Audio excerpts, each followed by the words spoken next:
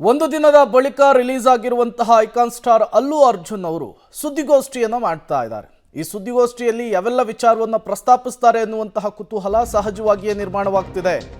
ಜೈಲಿನಿಂದ ಬಿಡುಗಡೆಯಾದ ಬೆನ್ನಲ್ಲೇ ಅಲ್ಲು ಅರ್ಜುನ್ ಮಹತ್ವದ ಸುದ್ದಿಗೋಷ್ಠಿ. ಪ್ರಕರಣದ ಬಗ್ಗೆ ಅಲ್ಲು ಅರ್ಜುನ್ ಸ್ಪಷ್ಟನೆ ಕೊಡುವಂತಹ ಸಾಧ್ಯತೆ ಇದೆ. ಜೈಲಿನಿಂದ ಬಿಡುಗಡೆಯಾದ ಬೆನ್ನಲ್ಲೇ ಅಲ್ಲು ಅರ್ಜುನ್ ಈ ಸುದ್ದಿಗೋಷ್ಠಿಯನ್ನು ನಡೆಸ್ತಾ ಇರುವಂಥದ್ದು. ಪ್ರಕರಣದ ಬಗ್ಗೆ ಅಲ್ಲು ಅರ್ಜುನ್ ಸ್ಪಷ್ಟನೆಯನ್ನು ಕೊಡುವಂತಹ ಸಾಧ್ಯತೆ ಇದೆ. ಈಗಾಗಲೇ ಅವರ ಕುಟುಂಬಸ್ಥರಲ್ಲಿ ಸಂಭ್ರಮ ಮನೆ ಮಾಡಿದೆ. ಜೊತೆಗೆ ಹಲವು ಚಿತ್ರರಂಗದ ಗಣ್ಯಾತಿ ಗಣ್ಯರು ಕೂಡ ಅವರ ನಿವಾಸಕ್ಕೆ ಆಗಮಿಸ್ತಾ ಇದ್ದಾರೆ. ಜೊತೆಗೆ ದೊಡ್ಡ ಮಟ್ಟದಲ್ಲಿ ಫ್ಯಾನ್ಸ್ ಕೂಡ ಜಮಾಯಿಸ್ತಾ ಇದ್ದಾರೆ. ಈ ಬೆನ್ನಲ್ಲೇ ರಾಜಕೀಯ ಕೆಸರೆರಚಾಟ ಕೂಡ ದೊಡ್ಡ ಮಟ್ಟದಲ್ಲಿ ಸದ್ದನ್ನು ಮಾಡ್ತಾ ಇದೆ.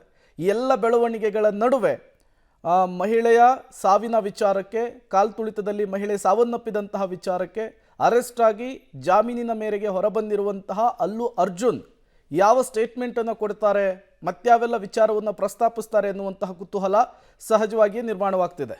So I'd like to reserve my comments. Yes, of course, family కలుస్తానికి వెయిట్ చేస్తున్నాం. Yes, అంతే. Thank you. అందరికీ థ్యాంక్ యూ అండి. మరోసారి thank you for the media love and support. Thank you అండి. Thank you so much. ಜೈಲಿನಿಂದ ಬಿಡುಗಡೆಯಾದ ಬೆನ್ನಲ್ಲೇ ಸುದ್ದಿಗೋಷ್ಠಿಯನ್ನು ಮಾಡಿದ್ದಾರೆ ಅಲ್ಲು ಅರ್ಜುನ್ ಅವರು.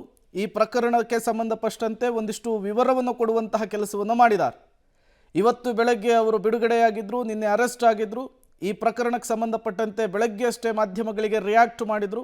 ನನ್ನ ಬೆನ್ನಿಗೆ ನಿಂತವರಿಗೆ, ನನ್ನ ಬೆಂಬಲಕ್ಕೆ ನಿಂತವರಿಗೆ ಧನ್ಯವಾದ, ಜೊತೆಗೆ ರೇವತಿ ಕುಟುಂಬಕ್ಕೆ ನಾನು ಮತ್ತೊಮ್ಮೆ ಕ್ಷಮೆ ಕೇಳ್ತೇನೆ ಅಂತ ಕೂಡ ಹೇಳಿದರು. ಈ ಎಲ್ಲ ಬೆಳವಣಿಗೆಗಳ ನಡುವೆ ಫ್ಯಾನ್ಸ್ ಕೂಡ ದೊಡ್ಡ ಮಟ್ಟದಲ್ಲಿ ಜಮಾಯಿಸ್ತಾ ಇದ್ರು.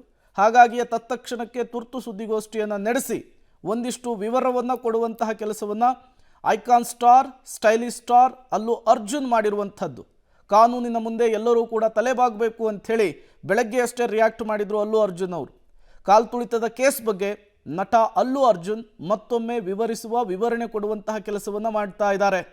ಈಗಾಗಲೇ ಕಾಲಿವುಡ್ನ ಹಲವು ನಟ ನಟಿಯರು, ನಿರ್ದೇಶಕರು, ನಿರ್ಮಾಪಕರು ಅವರ ನಿವಾಸಕ್ಕೆ ಬರ್ತಾ ಇದ್ದಾರೆ. ಜೊತೆಗೆ ಇಡೀ ಪುಷ್ಪ 2 ಚಿತ್ರತಂಡ ಅವರ ಬೆನ್ನಿಗೆ ನಿಂತಿದೆ. ಭಾರತೀಯ ಚಿತ್ರರಂಗದ ಹಲವು ನಟರು ಕೂಡ ಅಲ್ಲು ಅರ್ಜುನ್ ಬೆನ್ನಿಗೆ ನಿಂತಿರುವಂಥದ್ದು. ಈ ಬೆನ್ನಲ್ಲೇ ಸುದ್ದಿಗೋಷ್ಠಿಯನ್ನು ನಡೆಸಿ ಮತ್ತೊಮ್ಮೆ ಸ್ಪಷ್ಟನೆ ಕೊಟ್ಟಿದ್ದಾರೆ. ಮೃತ ಮಹಿಳೆಯ ಕುಟುಂಬಕ್ಕೆ ನಾನು ಕ್ಷಮೆಯನ್ನು ಕೇಳ್ತೇನೆ, ಕಾನೂನಿನ ಮುಂದೆ ಎಲ್ಲರೂ ಕೂಡ ತಲೆಬಾಗಬೇಕು ಅಂಥೇಳಿ ಮತ್ತೊಮ್ಮೆ ಮಾತನಾಡಿದ್ದಾರೆ. ಕಾಲ್ತುಳಿತದ ಕೇಸ್ ಬಗ್ಗೆ ನಟ ಅಲ್ಲು ಅರ್ಜುನ್ ಸುದ್ದಿಗೋಷ್ಠಿಯಲ್ಲಿ ಕೊಟ್ಟಂತಹ ಹೇಳಿಕೆ ಇದು. ಮೃತ ಮಹಿಳೆಯ ಕುಟುಂಬಕ್ಕೆ ನಾನು ಕ್ಷಮೆಯನ್ನು ಕೇಳ್ತೇನೆ ಅಂಥೇಳಿ ಮತ್ತೊಮ್ಮೆ ರೇವತಿ ಕುಟುಂಬಕ್ಕೆ ಕ್ಷಮೆಯನ್ನು ಯಾಚಿಸಿದ್ದಾರೆ ಐಕಾನ್ ಸ್ಟಾರ್ ಅಲ್ಲು ಅರ್ಜುನ್ ಅವರು. To tell that I'm a law-abiding citizen. I respect the law, and I will cooperate with them, and I'll do the needful. And very importantly, I would like to give my condolences once again to the family. It is very, very unfortunate that we went to watch a film and there was an accident. That is totally unintentional.